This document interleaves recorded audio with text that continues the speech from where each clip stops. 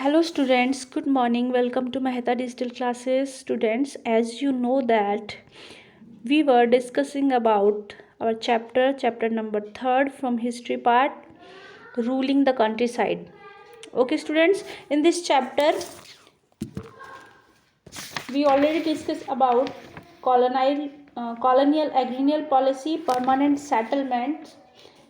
ठीक है, and today we are going to start a new topic from this chapter, Mahalwari system and Ryotwari system.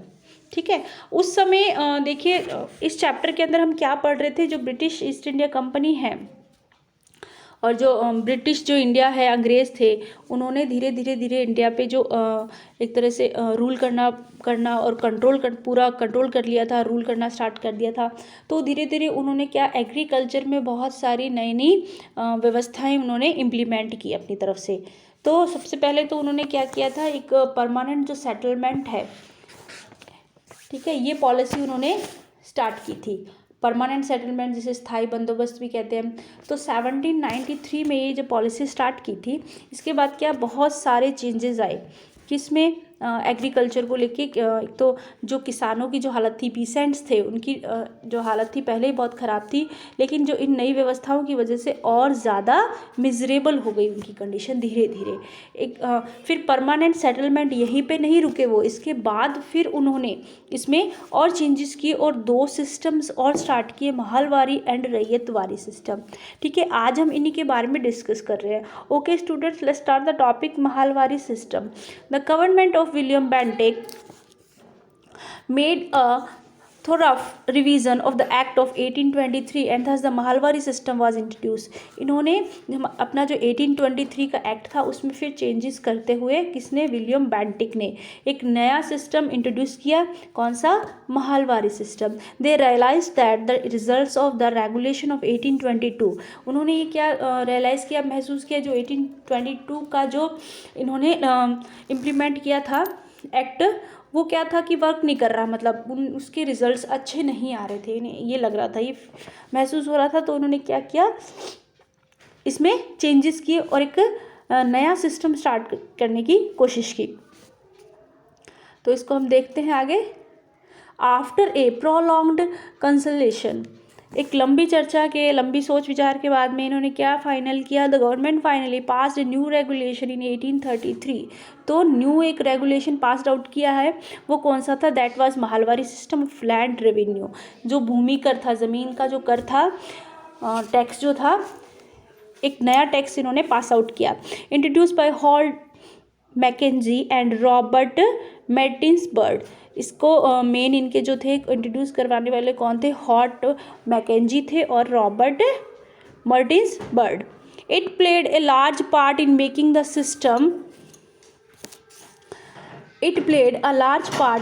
The system more flexible. मतलब एक तरह से इन्होंने ये कोशिश की थी कि जो सिस्टम है, जो पूरी व्यवस्था है, थोड़ी फ्लेक्सिबल हो जाए. The process of preparing estimates of produce and rents was simplified to all. It was introduce the fixation of average rents for different classes of soil. मतलब क्या था कि पहले जो परमानेंट सेटलमेंट इन्होंने फिक्स किया था, उससे क्या जो ब्रिटिश जो थे कंपनी को कोई ज़्यादा प्रॉफिट नहीं हो रहा था. ठीक है, ज़्यादा प्रॉफिट तो मतलब एक ज़मींदार जो थे बीच में, वो अपना प्रॉफिट निकाल रहे थे, तो जो कंपनी को कोई फ़ायदा नहीं हो रहा था उस चीज़ का. तो इसलिए इन्होंने क्या सोचा कि एक और तरीके से कुछ स्टार्ट करते हैं, नया एस्टिमेट प्रोड्यूस का. मतलब पहले तो उन्होंने पूरा लेखा जोखा देखा, ज़मीनों का नाप लेना, सब कुछ खेती बाड़ी के बारे में हर चीज़ पहले उन्होंने क्या की, अच्छे से देखभाल कर ली. पहले उसकी जांच पड़ताल कर ली, ज़मीनों की, खेतों को नाप लिया गया. फिर उसके बाद में क्या किया उन्होंने, कुछ फाइनलाइज की चीज़ें कि फिक्सेशन जो होगा वो क्या होगा, जो rent different classes of soil, कि जिस ज़मीन की मिट्टी जैसी है उसके अकॉर्डिंग रेवेन्यू उनसे लिया जाएगा. The process of measuring lands, examine of soil quality. मतलब देखो प्रोसेस थी किसकी, मेज़र करना, लैंड को, एग्जामिन सॉइल क्वालिटी, मतलब मिट्टी की कि कौन सी ज़मीन की मिट्टी ज़्यादा उपजाऊ है, उस हिसाब से तो फसल भी अच्छी होगी वहाँ. तो उस हिसाब से रेवेन्यू इन्होंने क्या किया, एक तरह से फिक्स करना स्टार्ट किया. For improve further the state demand was fixed at 66% of the rental value and the settlement was made for 30 years. तो रेंटल वैल्यू उन्होंने 66% फिक्स की और कितने ईयर्स के लिए? फॉर 30 ईयर्स के लिए। Mahalwari system one of the 3 main revenue systems of land and sure in British India. British India जब रूल कर रहे थे इंडिया में उस समय कि जो महालवारी जो था सबसे इम्पॉर्टेंट सिस्टम, रेवेन्यू सिस्टम माना जाता है। किसमें? जो 3 मेन इंपॉर्टेंट थे उनमें 3 सिस्टम जो थे उसमें से महालवारी सबसे इंपॉर्टेंट सिस्टम माना जाता है। अब हम बात करते हैं ये 3 सिस्टम कौन कौन से थे। तो परमानेंट सेटलमेंट जो हमने फर्स्ट नंबर पे पढ़ लिया था हमारी लास्ट क्लास में, ठीक है, परमानेंट जो सेटलमेंट के बारे में पढ़ लिया था हमने। इसके बाद ये महालवारी सेकंड महालवारी हो गया और थर्ड हम पढ़ने वाले हैं, आगे कंटिन्यू करेंगे जब अभी पढ़ेंगे रैयतवारी, ठीक है। तो 3 जो है इसमें सबसे मेन माना जाता है कौन सा? Mahalwari system. The word mahalwari is drive from the Hindi महल। ये जो शब्द है महालवारी तो ये महल शब्द से निकला है, हिंदी का जो महल शब्द है वहाँ से ये लिया गया है। मीनिंग है हाउस। महल का मतलब एक घर या फिर एक एक्सटेंशन, एक डिस्ट्रिक्ट, एक घर है या एक पूरा राज्य हो गया, एक जिला हो गया। In this system the land was divided into mahals. तो इस हिसाब से जो लैंड ज़मीन है उसको महल के हिसाब से डिवाइड किया गया। ईच महल कंप्राइजेज 1 और मोर विलेज, मतलब एक महल के अंदर एक से ज़्यादा गांव हो सकते थे। Ownership rights were vested with the peasants. The villages committees was held responsible for collection of taxes. कुछ गांव इसमें क्या किया गया, पहले जैसे ज़मींदारों को सौंपा गया था, लेकिन इसमें क्या किया गया कि जो गांव के मुखिया होते थे ना, ऑनर्स जो थे गांव के, जो विलेज कमेटी जो होती थी उसके जो ऑनर होते थे, हेड होते थे, मुखिया, उसको ये काम सौंप दिया गया किसका? रेवेन्यू कलेक्ट करना। क्या कलेक्ट करना? रेवेन्यू कलेक्ट करना, मतलब टैक्स कलेक्ट करना जो आता था फसलों का। तो इस जो व्यवस्था थी सारी सिस्टम था, तो इस system called Mahalwari system. Okay, now next is our Ryotwari system, ठीक है। तो फर्स्ट हमने देख लिया है परमानेंट सेटलमेंट, जो फर्स्ट लास्ट हमारी जो वीडियो थी उसमें हमने ऑलरेडी पढ़ लिया था लास्ट क्लास में। सेकंड हमने अभी देख लिया Mahalwari system, third is our Ryotwari system. Let's see what is this in this system. The Ryotwari system was a land revenue system in British India. ये भी एक लैंड रेवेन्यू सिस्टम था, कहाँ पे? इन ब्रिटिश इंडिया पे। इसको देखो, ब्रिटिश इंडिया बार बार कहा जा रहा है, क्या नाम पढ़ने को मिल रहा है आपको? British India. सिर्फ इंडिया नहीं है, क्योंकि इंडिया इस समय क्या था? कॉलोनाइल था। कॉलोनाइल मतलब जिसपे ऐसा क्षेत्र, ऐसा एरिया जिसपे किसी दूसरी स्टेट, दूसरी कंट्री का अधिकार हो, ठीक है, जो दूसरी कंट्री उस पर अपना रूल चला रही होती है, कॉलोनाइल बोलते हैं उसको। तो इसमें ब्रिटिश चला रहे थे रूल अपना, ब्रिटिश अपने हिसाब से एडमिनिस्ट्रेशन चला रहे थे, गवर्नमेंट चला रहे थे, तो ब्रिटिश इंडिया इसलिए इसको नाम दिया गया है। Introduce Thomas Munro. अब ये जो रैयतवारी सिस्टम था ये किसने मतलब किसने इंट्रोड्यूस किया था इसको? थॉमस मुनरो जो थे इन 1820 में। Based on system administered by Captain Alexander Read in the Baramahal district. It allowed the government to deal directly with the cultivator. मतलब इसमें क्या किया गया था? जैसे सबसे पहला सिस्टम आया था परमानेंट सेटलमेंट, उसमें क्या किया गया था? उसमें एक अलग सिस्टम था, ज़मींदारों को, मतलब जो गाँवों में अलग अलग ज़मींदारों को सौंप दिया गया था कि ज़मींदार अपने हिसाब से लैंड क्या करेंगे, या तो रेंट पे दे देंगे किसान को, या मतलब खुद जिस हिसाब से करवाएंगे वो कौन करवाएगा? ज़मींदार करवाएगा, और वही रेवेन्यू कलेक्ट करेगा फिर कंपनी को देगा, ठीक है।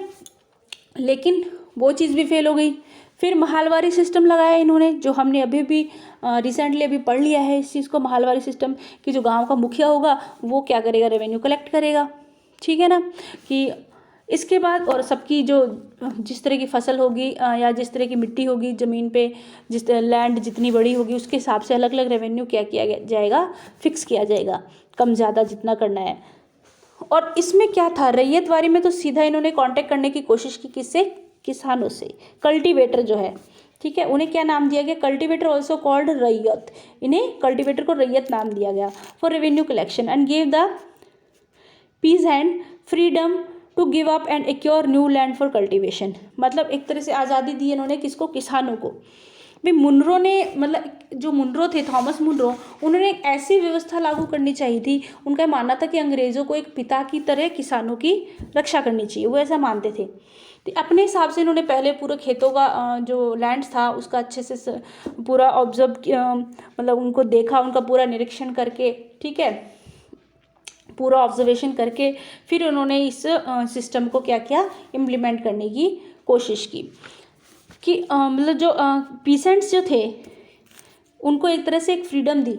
Give up acquire new land for cultivation, the peasants were assessed for only lands he was cultivating.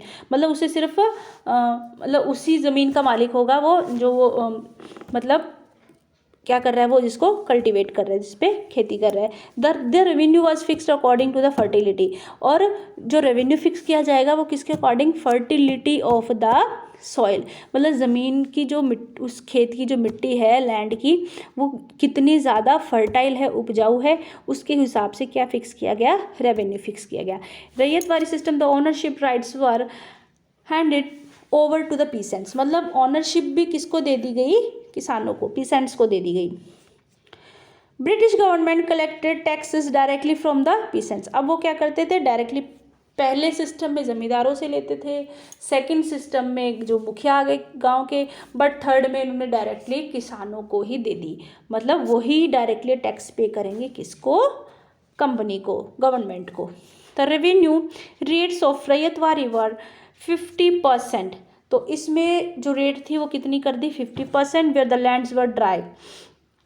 50% तो उस ज़मीन को देना पड़ेगा जो ज़मीन सूखी है, मतलब उपजाऊ नहीं है, ज़्यादा खेती नहीं है, ठीक है। और जहाँ पे पानी का सिस्टम है, अच्छी सिंचाई सुविधा है, उसको कितना देना पड़ेगा, 60% देना पड़ेगा, ठीक है। जो ज़मीन सूखी है उससे 50%, और जो फर्टाइल है और इरीगेटेड लैंड है उसको 60% पे करना पड़ेगा। क्या चीज़, revenue. Impacts of revenue settlement, अब भाई इसके क्या इम्पैक्ट्स हुए, क्या इफेक्ट्स हुए, क्या प्रभाव पड़े किसके, ये जो रेवेन्यू सेटलमेंट हमने तीन पढ़ लिए हैं, इस जो इम्प्लीमेंट किए थे गवर्नमेंट ने, उनके क्या इम्पैक्ट्स हुए। Under British rule peasants survive in a very little income. अब धीरे धीरे देखो क्या हो रहा था, ब्रिटिश रूल के अंडर में कौन थे, पीसेंट्स थे। पीसेंट्स कौन होते हैं, किसान होते हैं, ठीक है। किसके रूल में थे, अंग्रेज़ों के रूल में थे, तो उनको क्या सर्वाइव करना पड़ा, बहुत कम इनकम सर्वाइव कर हुई उन्हें, मतलब क्या हुआ, बहुत ज़्यादा लॉस। पहले ज़मींदारों के से डिपेंड रहते थे वो, फिर मुखिया था उसे देना पड़ता था, वो भी अपना अलग से निकालता होगा, फिर इनको कंपनी को देने होते थे, तो ये बड़े इनकी जो इनकम थी बहुत कम होती थी। Permanent settlement did not improve the situation, permanent settlement जो था सबसे पहले स्टार्ट किया था उससे भी कोई सिचुएशन इम्प्रूव नहीं हुई। They were left to the increases of the zamindar who raised rent to unbearable limits, मतलब पहले उस जो परमानेंट सेटलमेंट था उसमें क्या थे, ज़मींदार थे जिन्होंने क्या किया, जो रेवेन्यू था अपने हिसाब से इन्होंने बढ़ा दिया था। कंपेल्ड दैम टू पे इलीगल ड्यूज, मतलब इलीगल मतलब अनचाहे उन पे ड्यूज लगा दिए थे, भाई इतना देना है, तुम्हें इतना देना है, इस तरह से। परफॉर्म फोर्स लेबर और बैगर, मतलब एक तरह से किसानों को जो मजदूर थे, किसानों को मजदूर बना दिया और बैगर भिखारी के टाइप में बना दिया था, मतलब कि इन्होंने, जमींदार जो थे इन्होंने, क्योंकि इतना रेवेन्यू लेते थे और खेती अच्छी नहीं होती थी, फसलें अच्छी नहीं होती थी, तो किसान बेचारा चुका नहीं सकता था उस चीज़ को, उसे रेंट क्या लेना पड़ता था, क्रेडिट उधार लेने पड़ते थे, वो चुका नहीं पाते थे, तो ये उन्हें फोर्स करते थे, एक भिखारी की तरह बना दिया था। And oppressed them in diverse other ways. The condition of the cultivators in the ryotwari and महातवारी areas also did not improve, मतलब पर बाद के जो दोनों सिस्टम आए, रैयतवाड़ी महारवाली, इसमें भी किसी तरह की कोई इम्प्रूवमेंट नहीं थे, किसके लिए, किसान के लिए, कल्टीवेटर के लिए। Here the government took the place of zamindars, इसमें ज़मींदार की प्लेस किसने ले ली थी, गवर्नमेंट ने ले ली थी, सीधे उन्होंने रेवेन्यू लेना शुरू कर दिया था। And levied excessive land revenue which was in beginning fixed as high as 1/3 to 1/2, मतलब 1/3 से 1/2 कर दिया गया था, जो गवर्नमेंट ने धीरे धीरे, पहले तो आधा 1/3 ही था, ठीक है, 1/3 हिस्सा देना पड़ता था, लेकिन धीरे धीरे आधा कर दिया कि आधा दो, किसने? गवर्नमेंट ने। The revenue system loans taken to pay revenues मदरलैंडर, अब जिनकी बेचारों की खुद की ज़मीन थी, अब उस पर खेती नहीं हो रही है, कर नहीं चुका पा रहे, फसल अच्छी नहीं हुई, तो उन्हें क्या लेना पड़ता था? रेंट लेना पड़ता था, रेंट पे लेने पड़ता, मतलब लोन लेना पड़ता था। जमींदार and government but making their conditions version day by day, जमींदार और जो गवर्नमेंट थी वो क्या कर रही थी? इनकी कंडीशन को वर्जन कर रही थी, मतलब और दिन ब दिन बुरी से बुरी बनाती जा रही थी एक तरह से किसानों की जो कंडीशन थी। With no crop no money and under a heavy डेप्ट, मतलब धीरे धीरे क्या हो रहा था? ना कोई फसलें हो रही थी, ना पैसा था, अंडर ए वेरी हैवी डेप्ट, बहुत बड़े मतलब बहुत भारी कर्जे के नीचे डूब रहे थे। कौन? पीसेंट्स डूब रहे थे, ठीक है, किसान डूब रहे थे।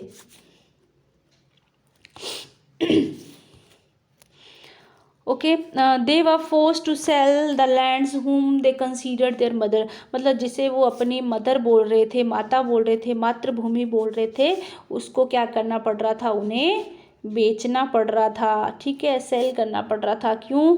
इतने हैवी डेप्ट हो चुके थे, बहुत ज़्यादा उन पे क्या हो चुका था? कर्जा हो चुका था, किसी तरह की फसलें नहीं हो रही थी, कोई पैसा नहीं आ रहा था, इस वजह से इनकी सिचुएशन क्या हो रही थी? डे बाय डे क्या हो रही थी? वर्जन हो रही थी। ओके बच्चों, आई होप आपको अच्छे से समझ में आ गया होगा चैप्टर, ठीक है ना। इसका कुछ थोड़ा बहुत जो रिमेनिंग पार्ट है वो हम नेक्स्ट क्लास में कर लेंगे।